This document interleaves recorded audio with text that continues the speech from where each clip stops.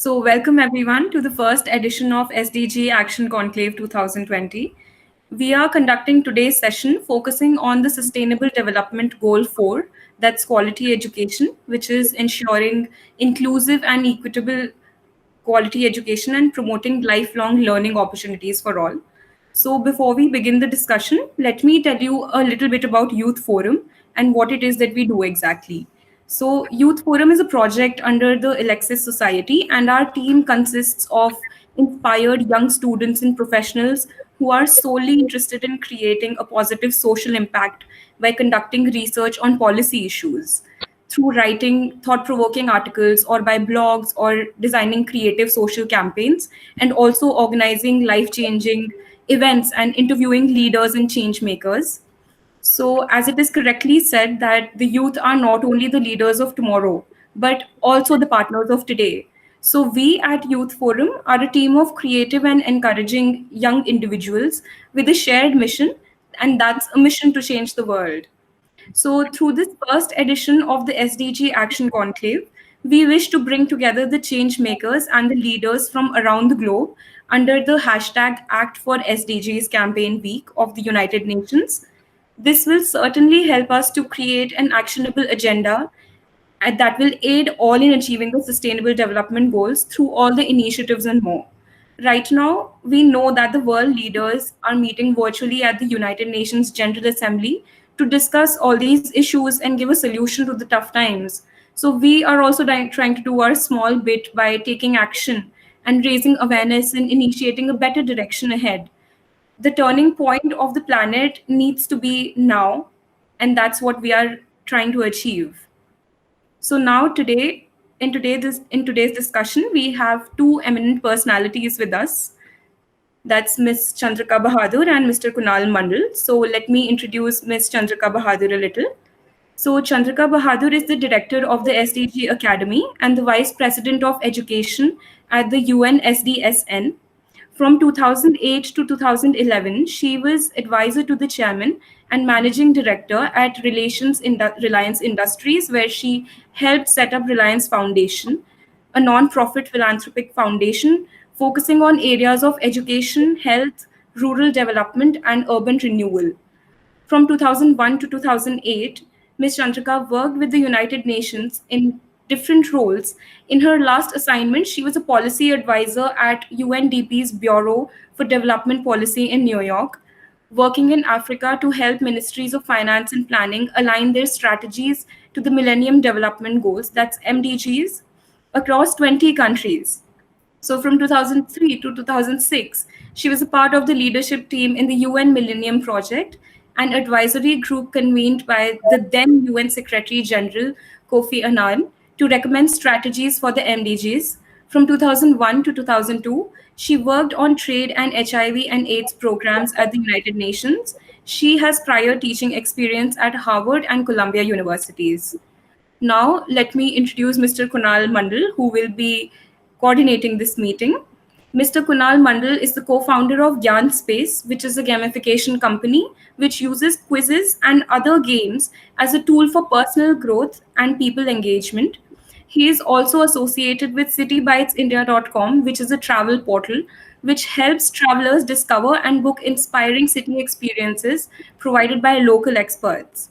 Currently, he is on a mission to teach curiosity as a life skill and to increase awareness about sustainability and empower young Indians to be more than what they think they can be.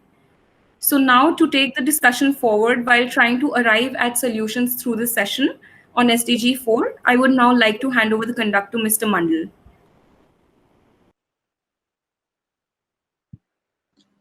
Thank you, Arzu, and a very warm welcome to each and every one of you who is listening in and joining in. I have a very, very special guest for today's session, and I have Miss Chandrika Bahadur with me. Chandrika, welcome, and thank you so much for joining us. Thank you, Kunal. Thank you, Arzu. Thank you for having me. Chandrika, you are immensely passionate about working towards achieving the Sustainable Development Goals. And your journey is quite inspiring to all of us, and your work through which you are making huge impact globally through Sustainable Development Solutions Network is really inspiring as well. So one of my questions that I'd like to begin with is, what was that one defining moment when you decided that you want to work towards the SDGs? How did it sort of drop in your life? If you could tell us a bit about that. Sure. So I don't think there was one defining moment. I think, the work that I have done has been around looking at some of the most challenging sort of problems we face as humanity. Right? That's what the Millennium Development Goals also were, which was a bid to take some of the most difficult problems we have and try and see if there is a way to unite the world in fighting these challenges.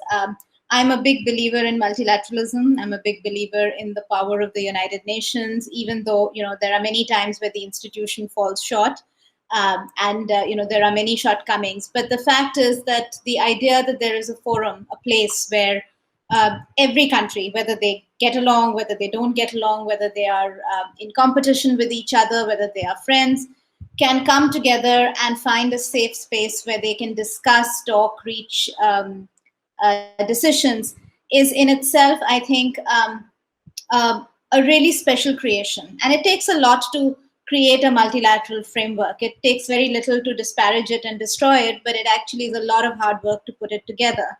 I'm also a big believer in the power of dialogue and the fact that almost all problems in the world can be resolved if people are willing to put in the time and effort to see things from another person's point of view, to compromise, to give, to look at ways in which you can reach mutually acceptable solutions. They may not be independently optimal solutions, but they could be mutually acceptable. And I think that's the second piece that I believe very strongly in. And then the third piece that I believe very strongly in is the power of positive solutions. And I think all through the world, all through our history, we've faced many what seem to be intractable, impossible to solve problems.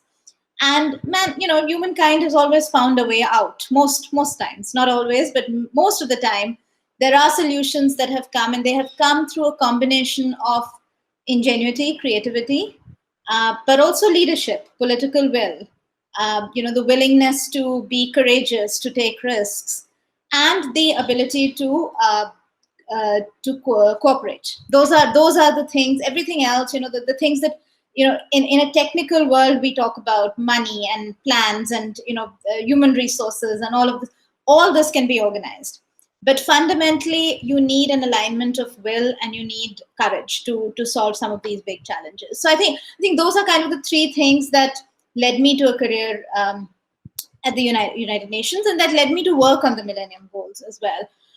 The Sustainable Development Goals, I think, they emerged almost organically from the situation that the world was in 2012 when at the Rio Plus 20 summit happened, and that's when the idea of the Sustainable Goals was born. But I think for me personally, it also became clear, from the time, actually through my entire life, the definition of sustainable development that I knew, that I think is the definition that was given by Gro Brundtland in her book Our Common Future, was basically talking about the fact that sustainable development is a way of development where you take care of your current needs, but you safeguard the needs of, or safeguard the right of future generations to also enjoy the same resources. And I think that is just no longer true, because this is not a faraway problem that's going to affect our grandchildren and their children. This is, we've brought things to a point where sustainable development is actually about our today, not about our children's tomorrow. So in a strange way, I've sort of lived through this transition of something being a very faraway problem, that yes, it's going to be a big issue 2 generations down the line, but it's not my concern. Nothing's going to happen in my lifetime. And that is just simply wrong. Everything is happening in our lifetime, not only in our lifetime, it's actually happening right now. So one of the things that has surprised me and has surprised a lot of our colleagues is that all of the models that were used to predict climate change and the impact on oceans, all of those models have turned out to be much, much too conservative. So the scientists were actually much more careful and conservative about their estimates than nature has been. And what you see are changes happening at a much faster rate. We're talking about a 40% of the world's species at risk of extinction. These are existential risks that didn't exist, right? So that's become very real in a sense. And finally, and I'll end here, the other issue, which has also happened, I would say, over the last decade in particular, but had started happening before that, is post the 2008 recession. What has become very, very clear is that we don't have really successful current economic models that would allow for us to enable prosperity amongst the majority of the world's population while also protecting our planet, right? So there is a tension that has arisen. It's a tension that's no longer a secular problem. It's not a sequential issue anymore. It's a simultaneous challenge. And when you look at the challenges of inequality, when you look at the disparities of wealth within nations, and you look at the pressure on political leaders to deliver on every count. So, in a country like ours, sitting here in India, it is impossible for a political leader not to respond to the needs of economic growth and development. That is the first prerogative, because that is the aspiration of the majority of the population. And at the same time, there is a very clear risk to the planet. So these things have come together for me in a way that I don't like, because I would have liked for this to continue to be a problem in the future. But it is what it is, and we can't, we're not doing enough. Nobody is doing enough at this point. And so everyone's efforts are needed to make the change. Thank you so much for telling how it came together in your life, and some of the things that probably went wrong and some of the things that went right. And as you said, that SDGs are not really the targets of tomorrow, it is the targets of today. And that's what probably we need to realize to galvanize all the action towards it. And, one of the ways that you have been at the center of it, and SDSN have been galvanizing action, if I'm not wrong. So could you tell us a little bit about what is SDSN and what is it that you're trying to do through it? And how can people sort of get involved? What are the opportunities that exist? Sure. So we're a very young organization, relatively speaking. We actually were born in 2012 after the Rio Plus 20 summit. And we were set up by Ban Ki-moon when he was Secretary General with the goal of creating a network of universities and bringing academia into supporting sustainable development. So at that time in 2012, the mandate was actually to help design the SDGs. And this was a time where the UN was organizing itself to bring in the political leadership, the member states, into designing the goals. And at that time, Secretary General felt that one voice that was missing was that of the academic and the scientific community. So that was our purpose for being created, and we contributed immensely to that process. Of course, it was a very complex process of designing the goals, but we did bring in our academic experts to basically talk to the UN negotiators and to explain to them, what the trade-offs were, why certain issues were important. So that was, I would say, the first phase of our life. And then it moved very quickly into actually supporting implementation of the Sustainable Development Goals. And, our organization has within its name very consciously the word solutions, because we didn't want to be a think tank. We didn't want to be a place where people could talk about great ideas. We wanted to be a place where solutions were developed, where solutions came together. And one of the things that we saw was in most countries in the world, there is research that happens in very esoteric, scientific, places. And then there is the government trying to grapple with the problems that it does. So we're a fairly young organization. We were set up in 2012 after the Rio Plus 20 conference. And the idea at that time was to bring in academia and the scientific community into the process of designing the SDGs, which is what we as SDSN helped facilitate.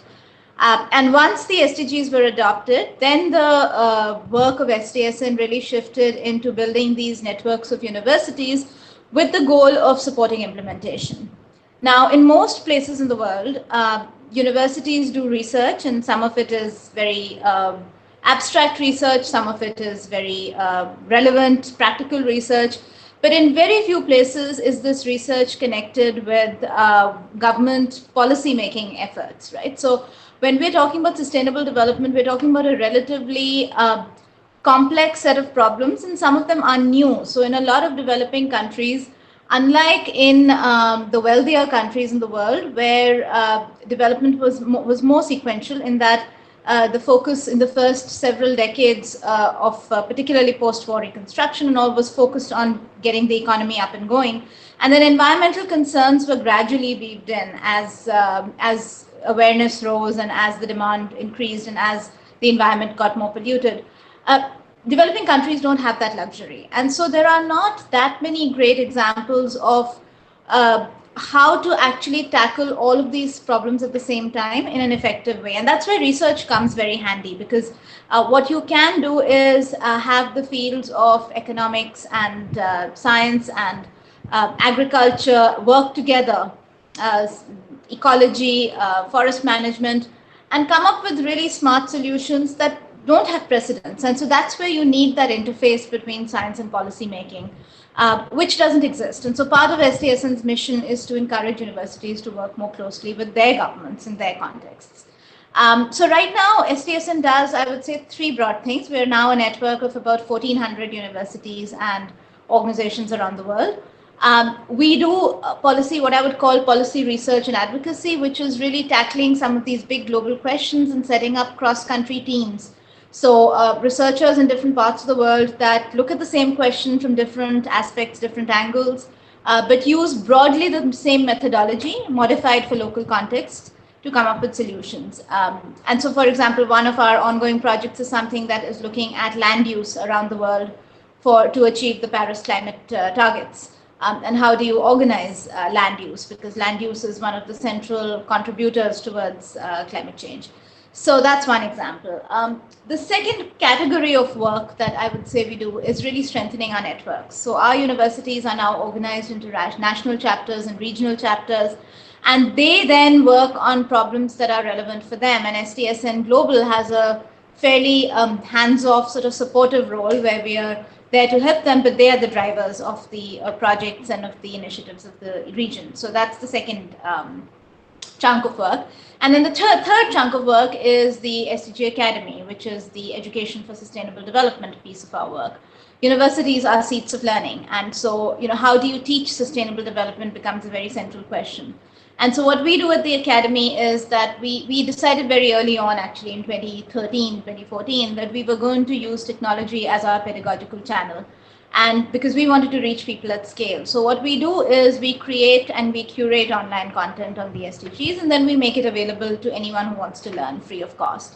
So we have, I would say, two broad audiences. One is the general public that is eager to learn. And then the second are our university partners who are eager to teach. And so they are actually picking up our materials and using them in classrooms, whereas there is, the general population, interested young people, professionals, who just want to know more about the topics. And so those are our twin mandates. So that's what we do at SDSN. Well, that's great to hear. And I notice how you have focused on solutions more than the problems, as you said, that it started with the word solutions. And you've created already so many solutions and that large network, and you brought academia and scientists together to find solutions to these problems, and also the courses. That brings me to my next question. That you are leading the projects at SDG Academy, which is an online education platform of SDSN, and education, of course, plays a vital role in spreading awareness, which leads to action. And today, if I'm not wrong, I think the SDG Academy is available in more than 190 countries. So could you tell us a little more about what SDG Academy is and sort of how these courses or curriculums are helping people and students around the world? Sure. So when we started, as I said, we started as an online platform, and the idea was to do two things. One was So we were answering two questions at the time. The first question was, how do you get a very large number of people to not just know what the SDGs are, but to really understand the underlying issues in a relatively short amount of time. You know, the SDG time frame is about 15 years till 2030, and we've already completed 5 of those 15 years. So this is actually not that much time at all. And so the first challenge, of course, is creating an aware, capable group of people who understand the issues, but also understand how to deal with those issues. And so that was the purpose. All of our courses are online. All of them are, well, not all of them, but many of them increasingly are created with multiple faculty, which means that you have people from different parts of the world coming together to teach. And that we found is actually a very unique feature in what we do, because if you sign up for a course in an institution, you are going to hear from that professor. And that's very well and fine, but you know, if you're catering to a global audience, students value different perspectives on the same topic, particularly topics of sustainable development, where there could be a very different perspective for somebody living, say, in Kenya as opposed to somebody living in Canada. They're two very different worldviews. And so that obviously informs the perspective of the instructor. And so what we've been able to do is to bring people in from multiple institutions, multiple geographies, to teach on the same topics together. And so what we hope that'll do is it'll create a group of learners who appreciate the issue from different perspectives and who listen to what other instructors but also what other students have to say. Our courses follow typically a very similar arc, which is an introduction to the topic under the SDG, a discussion of the state of the world on that topic, a scientific analysis of the reasons for this challenge as well as some of the emerging solutions. And then they really end on a note of what can I do as an individual. So the idea is not to overwhelm people with the scale of the problem, but to give people a sense of proportion of the problem and to not simplify it or not downplay it, but to say that, look, this is where science and evidence tells us we are right now, and these are the things that can be done. And so the idea is to leave them motivated to either, change how they're thinking about their choice of career, or change how they're thinking about their work, or change how they're thinking about their community and their peers. And that's where we like to end it off. So we have now till date reached about 500,000 young people around the world through our various courses. And then the other question that we wanted to answer is, how do we help universities teach better? Because many universities will say focus on the environmental issues, or they'll have a great economics program, but they may not have a great program on human rights. Whereas we are trying to encompass all of the SDGs, which cover a very wide range of issues. And so part of our goal is also to make it easier for professors in universities to teach better. So those are kind of our twin objectives. We are at sdgacademy.org.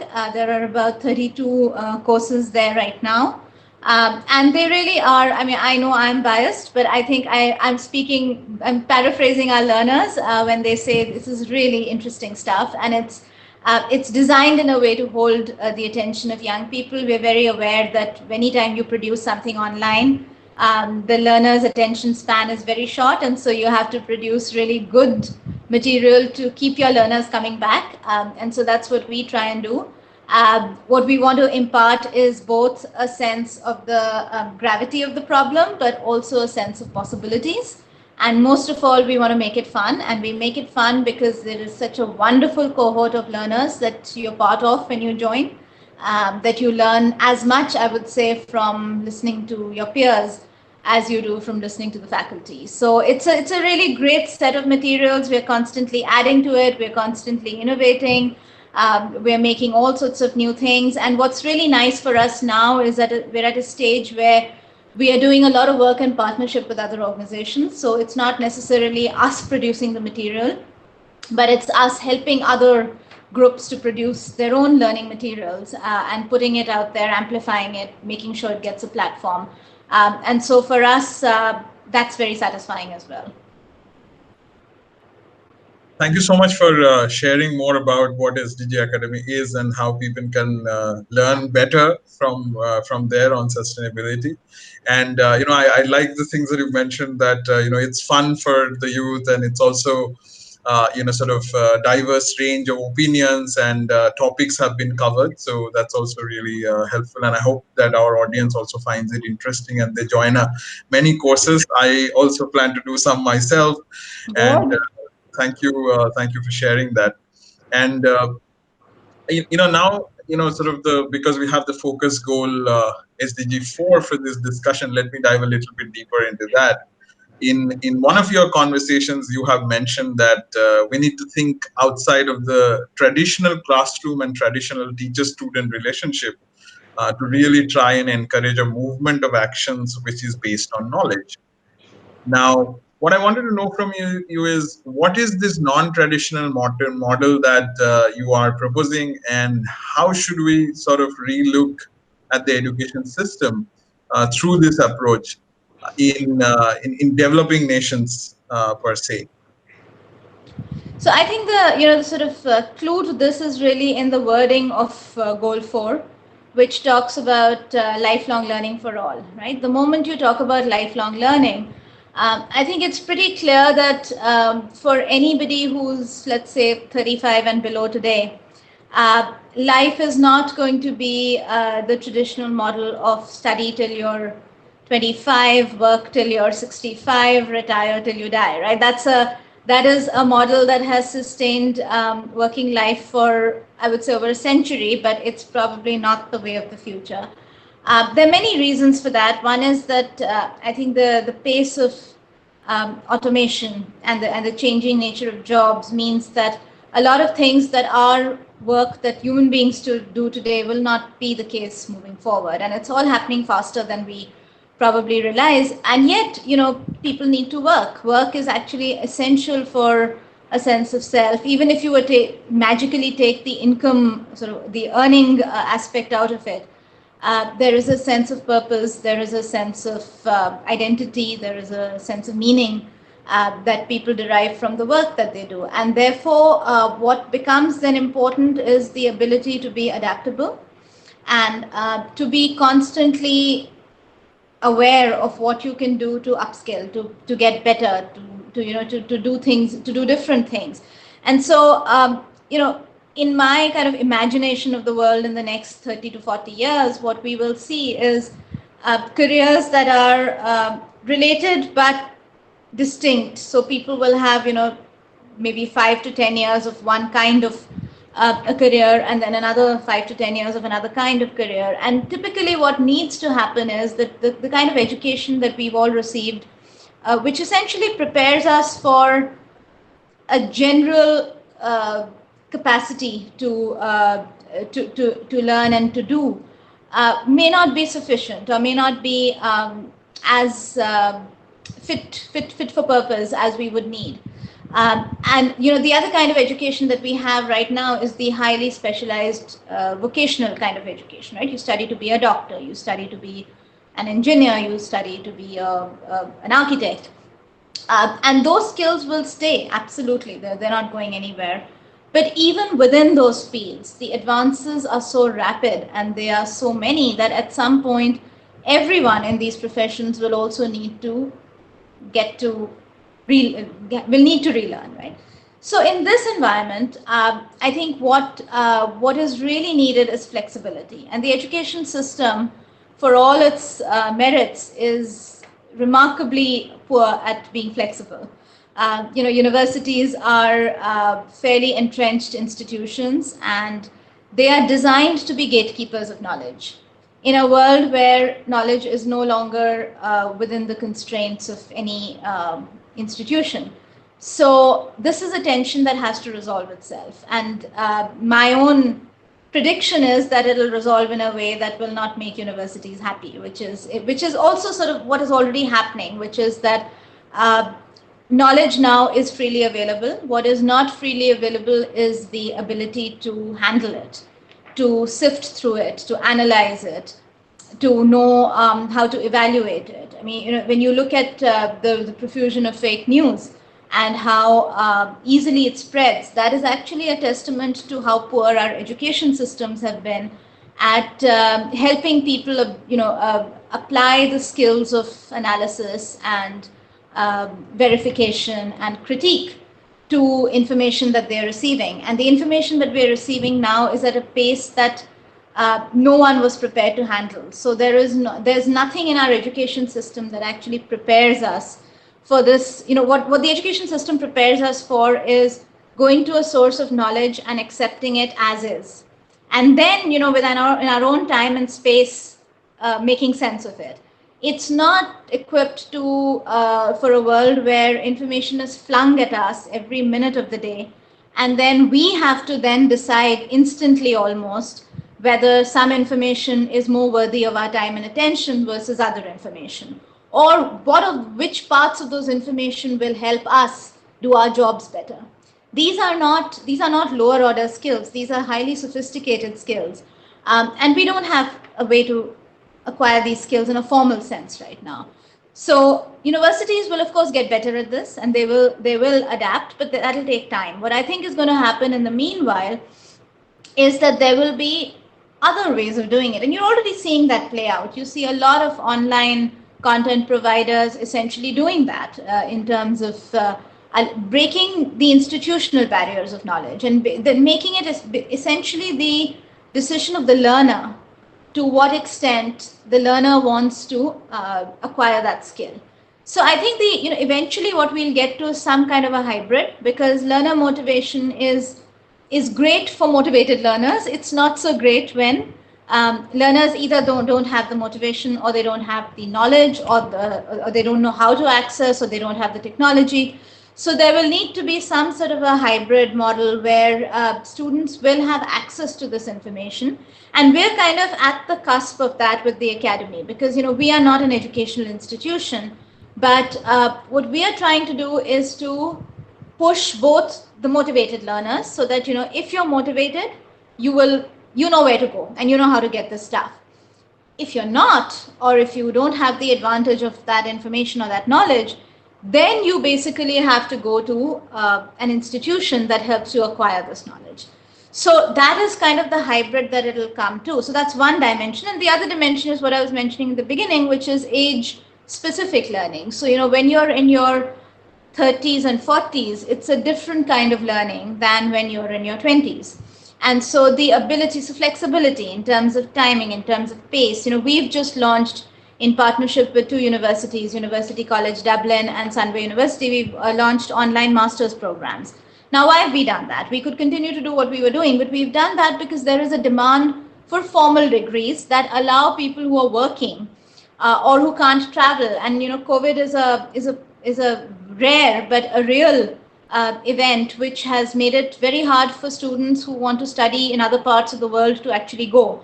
But providing a full degree online means that you don't have to, and of course you miss out on the student interaction and the campus feel, but in a second best world you still have the option of pursuing a formal degree. So I think that's the second thing, is going to be the flexibility in time and the flexibility in the way knowledge is accessed, which is going to, and there's no one model. I should make sure I say that, because different parts of the world, different audiences, different needs will be met differently.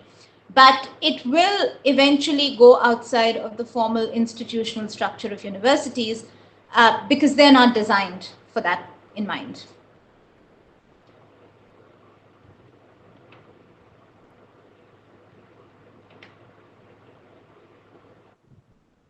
Yeah, thank you so much for sharing that, because as you said, I think going forward in an ever-changing world, and sort of the education system needs to be ever evolving, and the learners have to be more flexible to learn from wherever they think they want to learn, and at the same time consume what they find to be meaningful and purpose-oriented for them. So I think that is sort of the way forward, and a lot of people, as you said, for us it's not just one job anymore.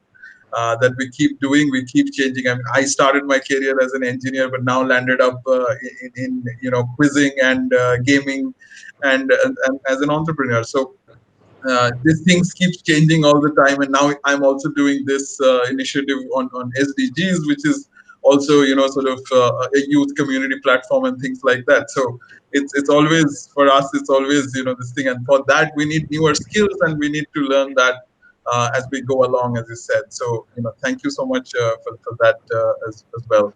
Now, one of the things that you mentioned in the discussion is that motivated learners and sort of non-motivated learners, or people, let's put it this way, that who doesn't have access to the platforms, or they don't know about it and things like that. And that's one of the targets of this goal as well. And we know that there is conflict all around us, and there are political conflict, natural calamities, civil war. There's so many things that have displaced people all around the world, and that is one of the biggest concerns that has happened in the recent times.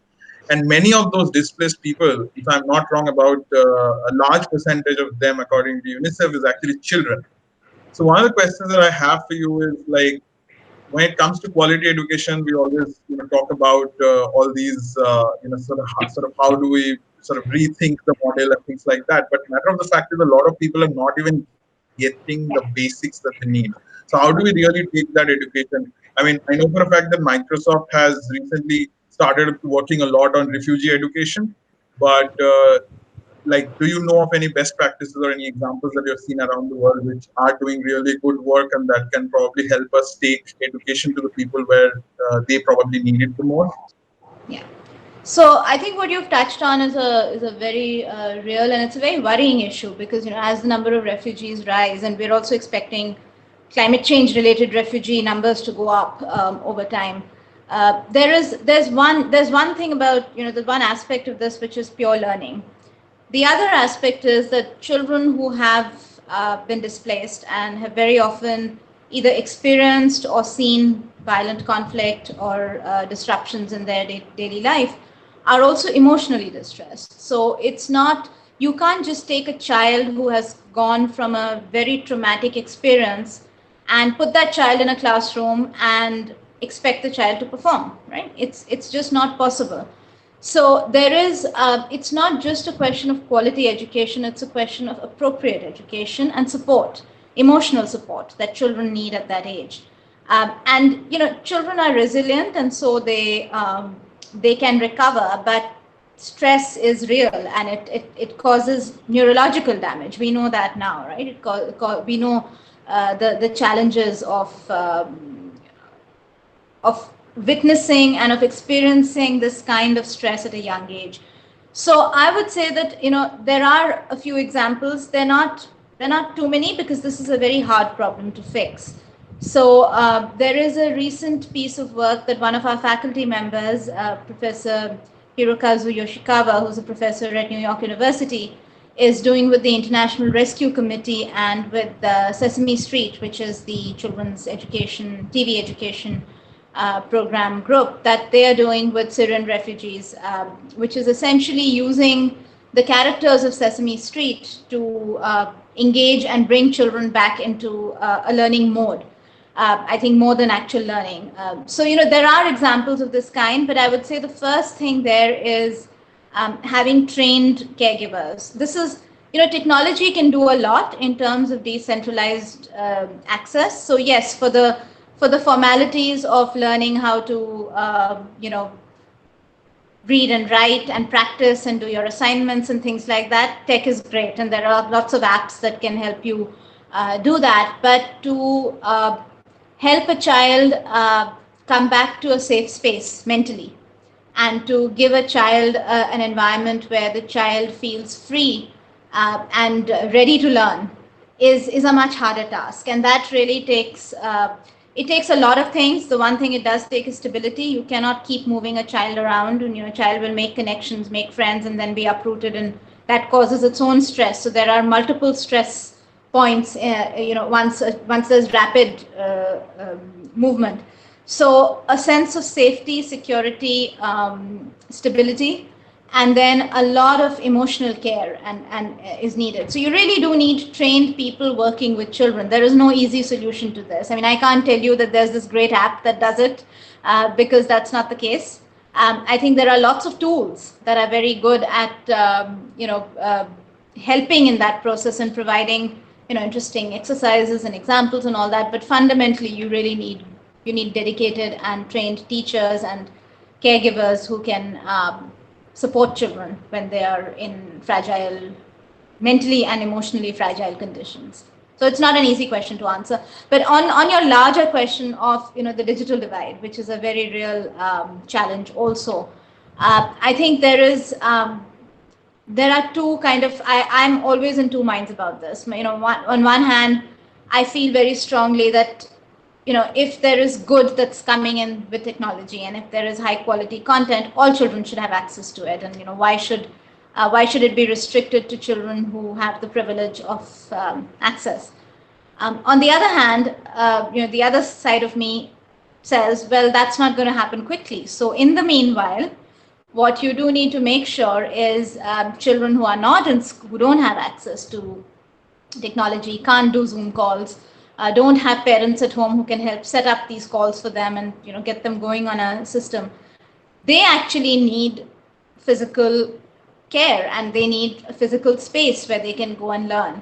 And I think one of the hardest things for us to wrap our heads around during COVID has been exactly this challenge, that what does one do with the majority of children in this country and in lots of other countries that have very poor access to the internet, that don't have parents who are in a position to be able to support their children with learning at home, and who are essentially going to miss out. They're going to miss out on, and these are also children that, if you don't keep teaching them, they are going to forget. So there's going to actually be a regression in their learning outcomes. And I don't have a great solution for that, except to say that we need to basically find a way to open schools safely as soon as possible. Because we can't have we can't rely on technology for the vast majority of children in our country. Thank you so much, for those ideas. And that brings me to my next question, which is, you briefly spoke about it, that how to make content more relatable for youth or children in today's day and age. And you have, of course, developed multiple variety of content which are world class and with different kinds of faculties and things like that. In fact, in my work, in Gyan Space, where we also delve deeper into this, use quizzes, games, and memes, this kind of things to teach the regular curriculum to the children in a very more sort of engaging format. So my question to you would be that, in your experience, like, how do you really, what to teach and how to teach is, a couple of questions that always keeps coming up in the discussion of, education policy or changing it. So any suggestions from you in terms of that something that you have seen has worked around other parts of the world and can probably be implemented in scale? So, our work has mostly been in the post-secondary space. So we've not really focused on young children per se in terms of our own content. But of course, we're familiar with the space. We've spoken to a lot of people who work in this area. I think particularly when you talk about education on issues of sustainable development, which is kind of what I'm focusing on, I think one of the big challenges is when you make it additive as opposed to integrative. And let me explain what that means. Teachers have a pretty full load in most school curricula around the world, right? So I guess the challenge in content is this difference between additive and integrative, and I'll explain what that means. When you talk about, when you look at the curricula, the syllabus of a typical K-12 year, it's fairly packed. And so there is a lot that teachers have to get through. And typically in countries where learning levels are highly diverse, it means that teachers have to essentially effectively do what we call multi-grade teaching in every classroom, which means that you might have a class of 8-year-olds, but only say 30% of them are at their grade level. The rest are below, above, in some kind of varying degree. So the teachers have to calibrate their teaching for students of a very wide mix. And so that's pretty stressful for teachers, and it's hard to do. Now, every time you add content and add something, okay, now you're going to teach children about the environment, and now we're going to introduce a new class on blah, and now you're going to introduce a new class on blah. The moment you do that, eventually what ends up happening is that teachers will eventually just zero in and focus on their core. And, what is it that the students are going to be tested on? What is it that they're going to, absolutely the essentials that they need to get through to the next year. And that makes sustainable development education a little bit of a challenge, because, at the end of the day, if it is marginal or if it is not central to the teaching process, it won't happen. So what we found works much, much better, and this is hard to do because it's not something that has been done so far, is really find a way in which integrating the principles of sustainable development into the core curricula is done in a way that it does not impose additional work on the teacher. So, for example, if children are being taught rates of growth in maths, right? There's no reason why you can't teach the entire concept of extinction rates, why you can't teach the entire concept of climate change, temperature rises through that process. So there's no reason why maths and English and some of the core subjects can't be taught using the principles of sustainable development, because I think that is a far more manageable way of integrating these topics in. So I think that is kind of one principle for teaching these issues for young people. And then finally, I think any kind of effort at bringing sustainable development education into curricula has to involve teachers. They know much better than anyone else what works and what doesn't work. I could tell you, what we've seen in terms of having children do projects and use application and use the world around them, but teachers are the ones to really ask, and their advice is the right one, I think, to take in this. On that note, I remember that you did a workshop in 2019 for ICSE group of schools, if I'm not wrong. Was it targeted at the school teachers and sort of integrating them into the ecosystem? It was targeted at multiple audiences, but yes, we then followed that up with one specifically for school teachers as well. So if I have to ask you that, what is the future of sustainability education according to you? How does it look like? What would you say? I think it actually looks fairly bright. I would not necessarily have said that some time back, but I think what we found is there is both an acknowledgement of the importance of the issue now, which didn't exist earlier. There's also a willingness and an openness to discuss and innovate, which did not necessarily exist earlier. So I think both of these are very promising. But I think most important, there is a difference in the attitude of young people, and I think that has really been the game changer, because there is a consciousness and there is an awareness at the level of the youth, which will naturally propel or create a natural demand that I think will propel change. And I think that is both timely. It's also a little bit unfair. I think it's, the burden should not be on young students to make this change happen, but maybe inevitably that is the situation we're at right now. But I do think that there is a danger of, even with, I think young people are concerned about these issues, but there's a lot of distance between being concerned about something and being able to sensibly act on something. And I think that is the bridge that education has to provide, in terms of giving people the skills, the analytical as well as practical skills that people need to be able to make that transition. And but I think that intent is invaluable, because that intent, when it combines with other young people's intent, then creates a fairly potent force which shakes the system, and that is actually what you need. Thank you so much, ma'am, for sharing such beautiful insights and ideas with us. And I have a younger voice with me today, Arzu. Arzu is a young professional and also a member of our global volunteer community. And she has a couple of questions for you. So Arzu, please introduce yourself and ask your questions. Hello, ma'am. My name is Arzu, and I recently graduated from law school. Now I'm volunteering with Alexis Society Youth Forum. to accomplish all these SDGs, or at least try to come up with a solution for the same. So today I have two questions for you. My first question is that in a world where everything is so commercialized and there are gender gaps, how do we make education affordable to all whilst eliminating all kinds of discrimination that we can see in education sector?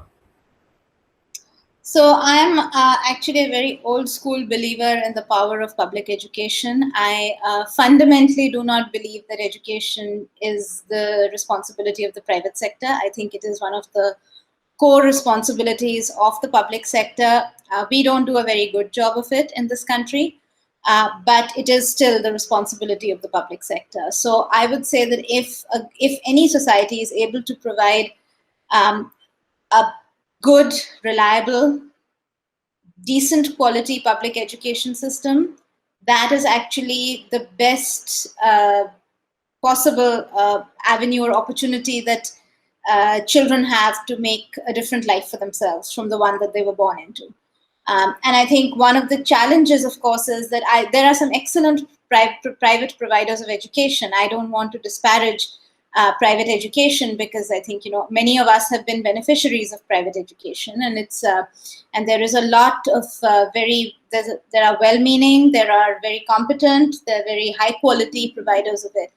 But fundamentally, private education is premised on the ability to pay of the consumer, and just very philosophically, I do not agree with that premise. I don't think children should be disadvantaged in terms of what they have access to as a basic training ground for themselves because of the parentage that they were born into. So I think that's just a very core belief of mine, and I know it's an unfashionable belief today, because the public sector has really not performed on education. We are seeing that on a daily basis. I would not want to send my children to government schools today in this country, because I know that there are serious issues with the way education is imparted. But having said that, I think that is still our hope and our best bet, and that is where I would make investments, because I think for every any kind of large-scale change in society, you need a population that is at least has the opportunity of a decent quality of education. And we are not doing that with our young right now. And it's not, the gender gap is one manifestation, but actually if you look at the numbers, there is not much of a gender gap at the lower years. In primary schooling, we've almost closed the gap completely. So young girls are going to school in the same numbers as young boys. So that is not a problem.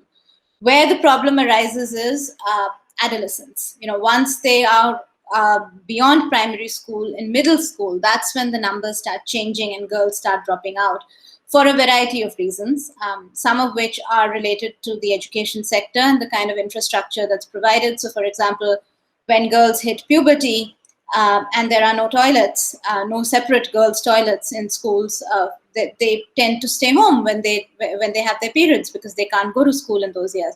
Those are the kind of discriminations that the infrastructure can address. But I think a lot of the reasons why girls drop out have to do with all sorts of other norms that are not directly linked to the school system. So that, and again, that is also changing. I think the idea that girls should study is now a fairly well accepted one. I don't think there's a huge dispute about that. I think where we can do better is to make the environment for girls safer, more secure, more comfortable, and recognize that their needs are important and need to be fulfilled. So that's the job of the schooling system per se. But in overall discrimination, I think all young children need to be first and foremost given the confidence that they are bright, intelligent, capable young human beings. And I think we don't do that systematically. Partly children feel discriminated against even before they come into school. If you're told that you don't deserve a good education because of where you come from, the kind of psychological damage that does to a child is incredible. And so, for people that say that public education is not required, we actually don't fully appreciate how difficult it is for a child who's been told that he or she is not good enough to then excel. Because once you believe yourself that you are not good enough, then nobody else can convince you you're good enough, right? That conviction has to come from within. And remember, many of our most disadvantaged children are still first generation learners, so they don't have the experience of their parents to draw on. So the parents are not able to help them, even if they do want to. So you really do need a nurturing environment within the school that basically treats every child like the child is a superstar. That's what one has to do in those early years, is to essentially make every child believe that you're a superhero, you're a rock star, you're a great learner, and then provide the tools that allow the child to discover that process on their own. And then once that grounding is there, then you can make choices in terms of how the child develops and where the child goes. But fundamentally, that's our best bet. If you're talking about discrimination, that is the only chance we really have as a society to get it right. And that is only possible in a public education system. It's simply not possible through the private sector. That was very insightful, ma'am. Now, I have another question for you, which would be, could you tell us 3 things or actions that young individuals like me can take to contribute towards the goal that you are trying to achieve through SDG Academy or SDSN? So, as a young individual who is passionate about SDG 4, what is it that I can do to contribute? So there are multiple things, and I don't want to pick on one particular SDG because I think young people have, you have different interests, and so first thing is get interested in one issue that moves you, and that can move you for many reasons. It could be a personal experience, it could be something you've read, something that you have a role model that you aspire to, who's working in the area. It doesn't matter.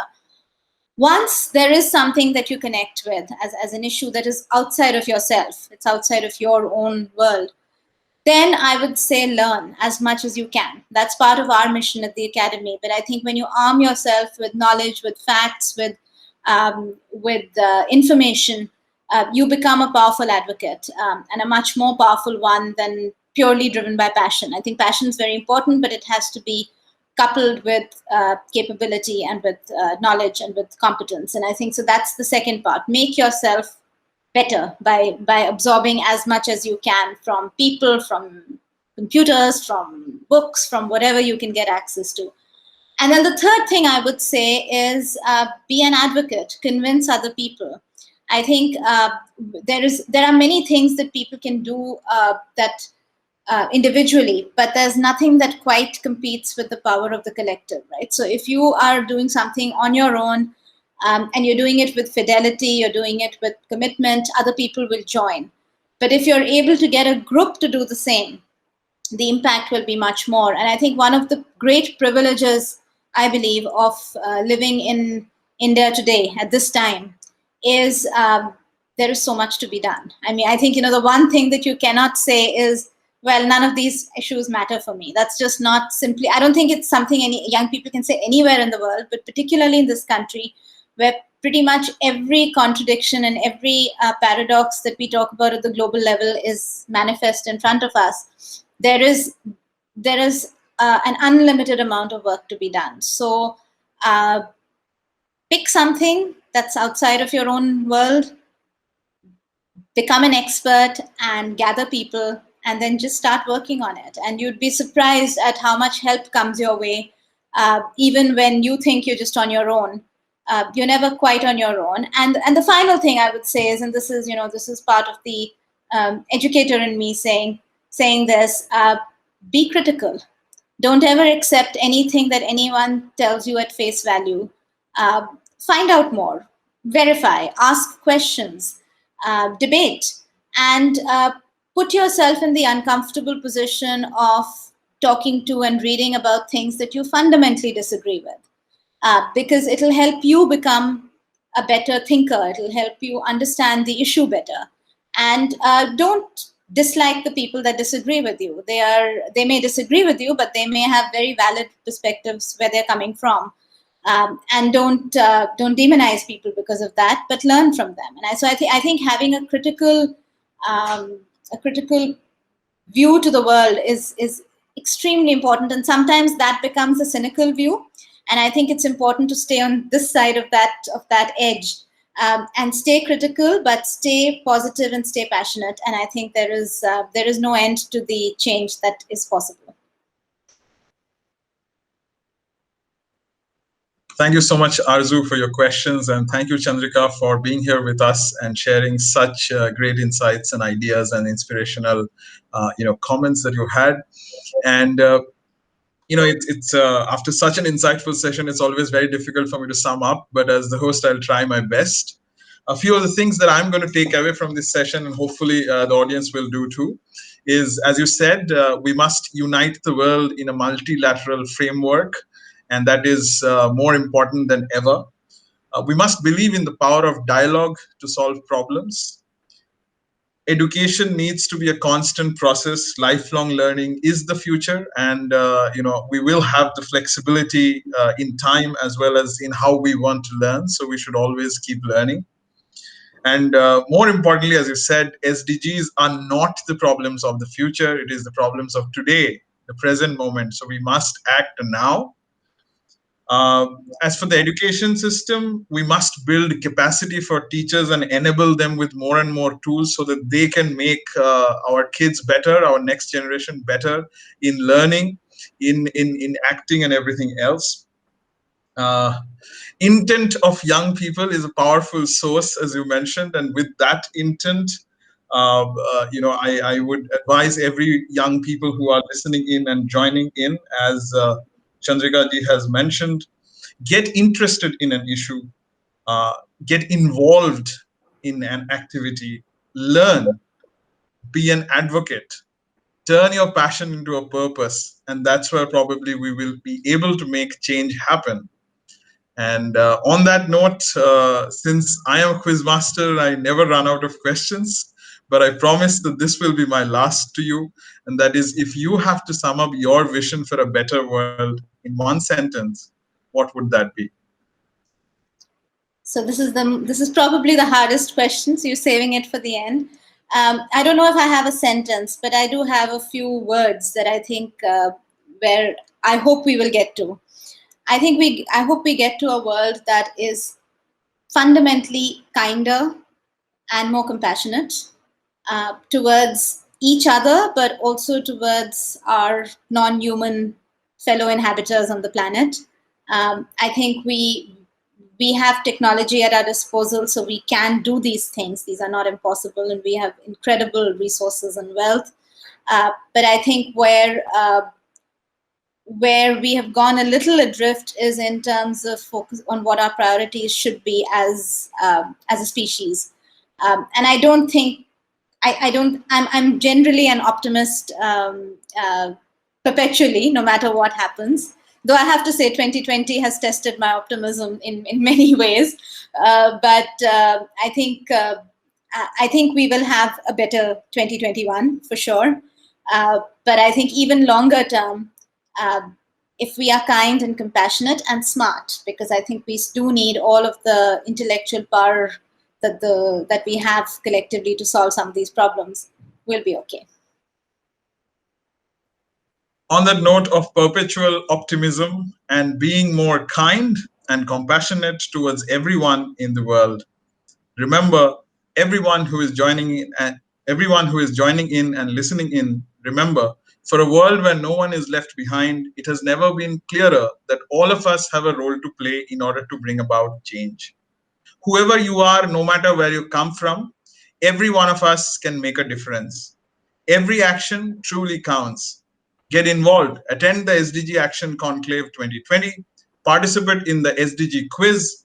Help raise awareness about the goals and connect with the global community of passionate volunteers. This Global Goals Week, let us all come together to spread the knowledge about people, planet, and our sustainable development goals. Thank you once again all for joining us. Follow us on Instagram at Youth Forum India for all the updates. And don't forget to join our next session. Chandrika, thank you so much for being here and taking time out of your schedule and spending and talking to us. And it's been a pleasure and an honor. Thank you so much. Thank you, Kunal. I've enjoyed it immensely. And thank you for all the wonderful work that you're doing.